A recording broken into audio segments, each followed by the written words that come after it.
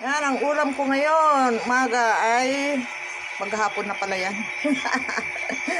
Bangus. Piprito ko yung iba. Tapos ay adobo sa toyo na may kamatis. Yung ulo at saka buntot. Yan guys, naggisa ako ng sibuyas, paminta, luya at saka bawang. Susunod na natin ng kamatis.